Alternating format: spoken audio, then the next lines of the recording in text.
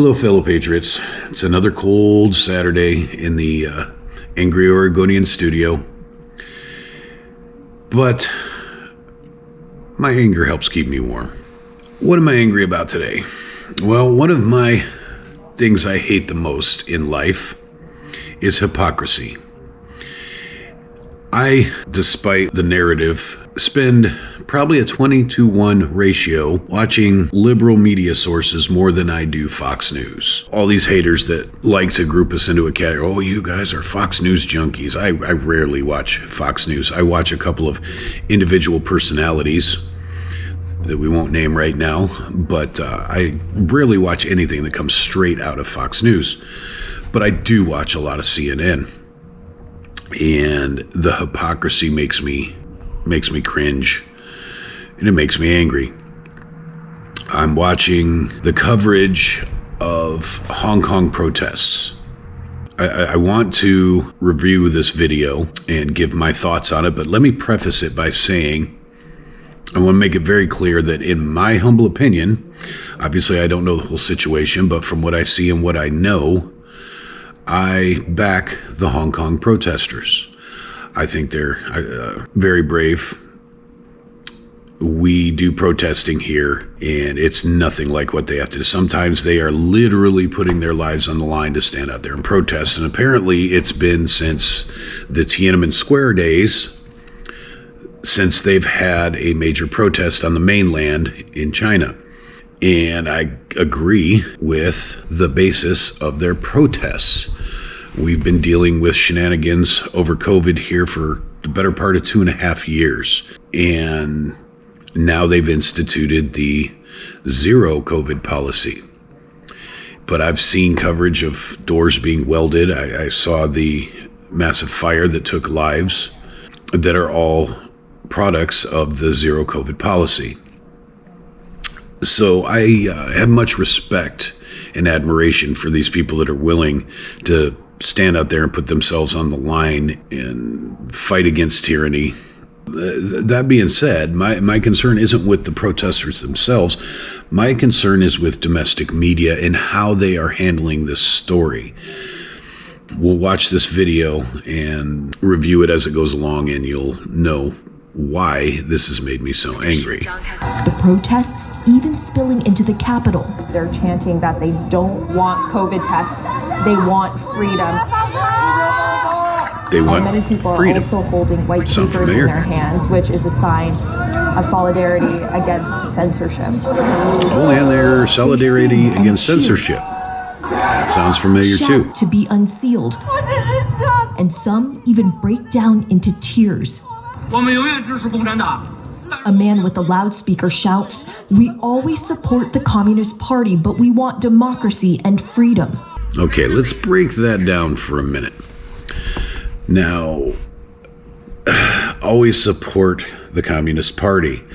That's a little sus, but to be fair about things, if that's where you've grown up and that's what you've been raised in, I can understand you supporting what's going on in your own country, if you don't know any better. So he's saying he supports his government, but they want democracy and freedom. Now, this is where it sounds really familiar, because those of us who protested the COVID measures were saying the same thing. We support our system of government, our 3-branch system, and none of us are, again, despite the narrative, we're not anti-government. We are anti-tyranny. We want democracy and freedom, which I believe has all been deprioritized in the name of COVID. So, and if you haven't noticed yet, I'm going to edit that word out. So when you see a flash on the screen, you'll know what I'm talking about. Hopefully it'll help me from getting dinged by YouTube. But that's a very telling that even though he supports the Communist Party, which is about government overreach, but, you know, the discussion of communism is for a different video. They want democracy and freedom. They want to be treated like people. Let's go on.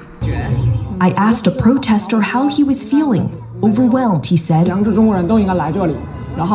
All conscientious Chinese people should come here and stand together.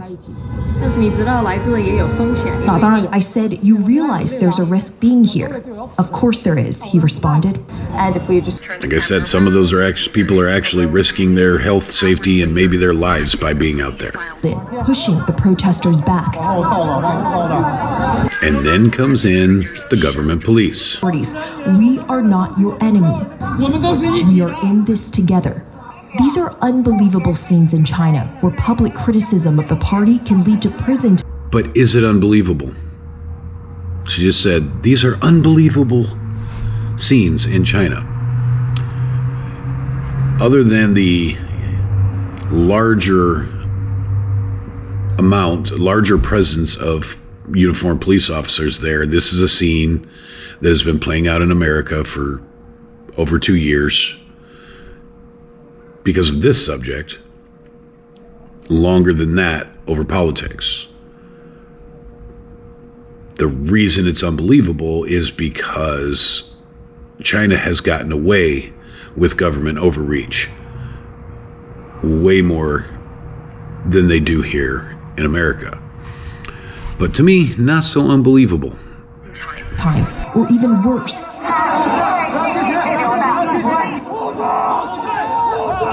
In Shanghai, police arrested, roughed up, Now that looks familiar. dragging them into cars.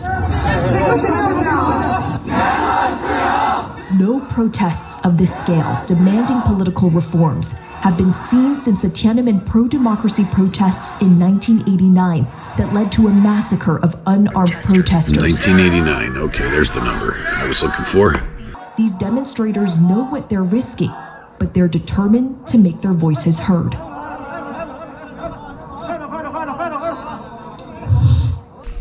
But see, they're actually... Oh, here we've got ads coming up.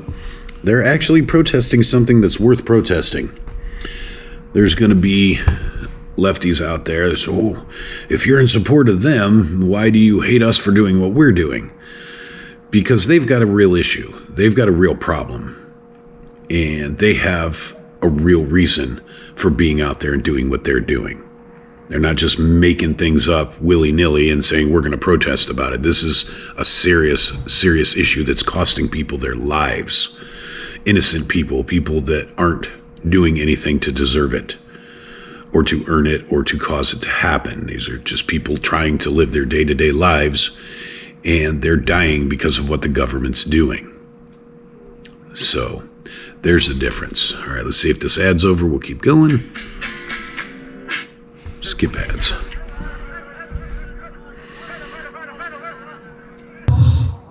And Aaron, there is now a heavy security presence in places where there have been protests, including here in Beijing. Last night, I went back to that exact place where I was the day before there at the protest, and we filmed video. She's the one that drove by, prompted this video. Just pay attention. Quiet, with a giant row of police vans parked with their lights flashing. This is a stark reminder that this is a police state with far-reaching security, surveillance capabilities. It's also a country where social media like Facebook and Twitter are banned. The main messaging platform is monitored by authorities. It's not easy for protesters to communicate, mobilize, and continue to have their voices heard in China. But while the authorities... Okay, let's break that down a little bit. Surveillance state. Kind of sure we're almost there. I have a little different view on the First Amendment than most people. I believe the First Amendment is about government overreach. It has nothing to do with private businesses. It has nothing to do with private conversations on the street or whatever. I believe the First Amendment is about the government censoring speech. Now, what's the government? But you've been paying attention. You know, everybody's all Elon Musk and this and that. Have you been paying attention to what the government's doing in the middle of all this? Why is the government involved in social media? Because it's censorship. They want censorship. They support censorship. And we're in America. We're not supposed to be censored by the government. I have a different view from most. I believe that a private entity, which Facebook, Twitter, YouTube, they are all private entities. Somebody owns them. They are not government entities.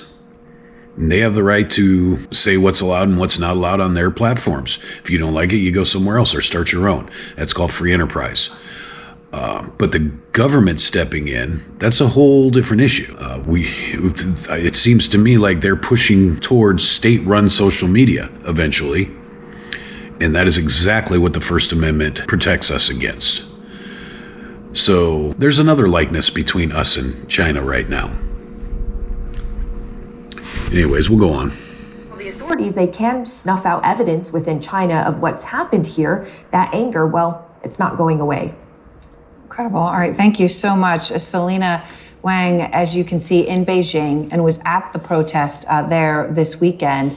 It is stunning, Selena, showing that image of the day after, just with all those lights on and completely blocking off.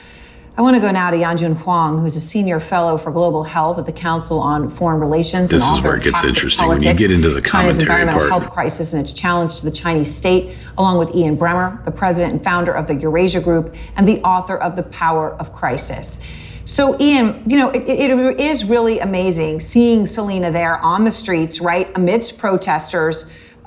One of them, you know, even willing to speak, right, even willing to take that risk to speak out. And then seeing them, you know, so snuffed out the next day. But this is now across China. Why is Xi Jinping willing to risk all this unrest and these protests and the economy, all for zero COVID? Well, first of all, I think it comes as a surprise to him. I mean, a couple of weeks ago when he was in Bali and doing bilateral... Yeah, let me pause this for a minute. Why is Jinping willing to risk all this over COVID?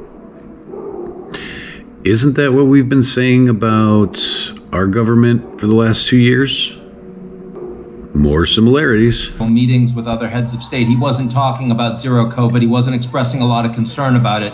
I think that if he had been honest, he wouldn't have thought that he was going to get these sorts of demonstrations spontaneously from students, from workers, from the middle classes. Didn't think he was going to get these kind of protests. But also he's backed into it, right? Because I mean, you do not have vaccines that in adequate numbers that work for the population at large, and most of the oldest haven't had a vaccine in a couple of years now. So, Yanjun, China's official news agency, Xinhua, published an op-ed Monday that echoes something that Selena just said, that she said is all over state media, and that is that the COVID measures are, quote, scientific and effective. No, it's from a public health perspective, it's no longer justifiable. I think even the Chinese leading public health experts agree that the virus, but it's now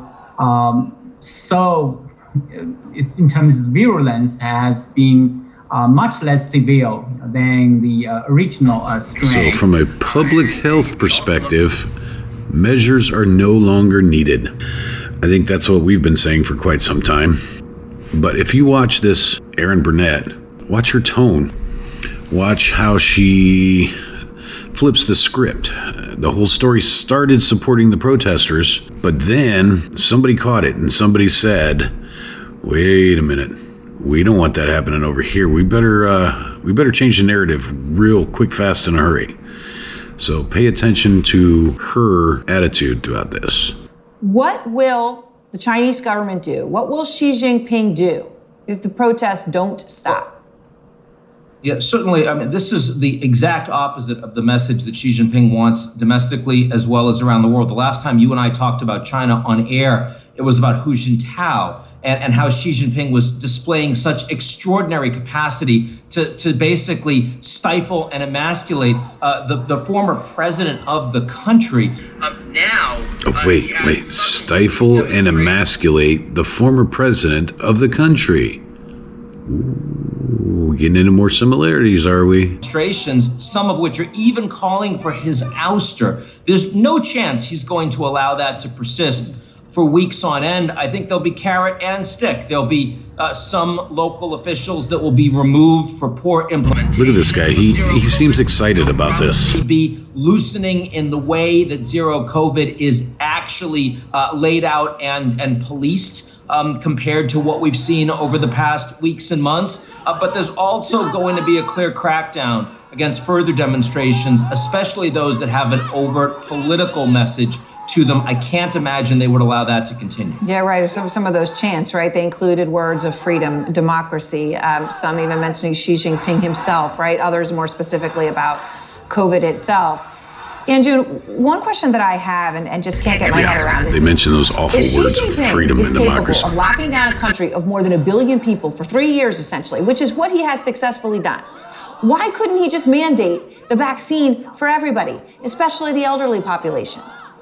Yeah, why couldn't he just make people do stuff? A couple of reasons. First of all, he's not sure about the Chinese vaccine actually that effective in terms of even preventing severe cases. Not to mention the vaccines are much less effective in terms of preventing infection. So I think that is the reason he was not so sure, but it is a good idea to mandate the vaccine on the elderly, because it won't necessarily help achieve the zero COVID objective. So I don't know if anybody read this the same way I did. If I'm off base, feel free to tell me. But basically what I read out of this video is we're supposed to not like China, so we're going to back the protesters. But we still believe in COVID, so government overreach is okay as long as they do it the way we say to do it. That's the narrative. And that's the hypocrisy. I mean, for the first half of this video, they were villainizing the government and making heroes out of the protesters. But yet when we did the same thing here in the state, we were villainized and the government was the heroes. It's a little backwards, but then again, that's liberal media. But that's my rant for today. Hopefully it made more sense than it sounds. I'm incredibly tired. I've had a really rough few days, so if this is a little incoherent, then I apologize. And if you feel the same, or if you feel otherwise, go ahead and comment down below. In the meantime, and I'm going to go try and get warmed up, and freedom on. You got something to say? Come on, Fred. Back in the play.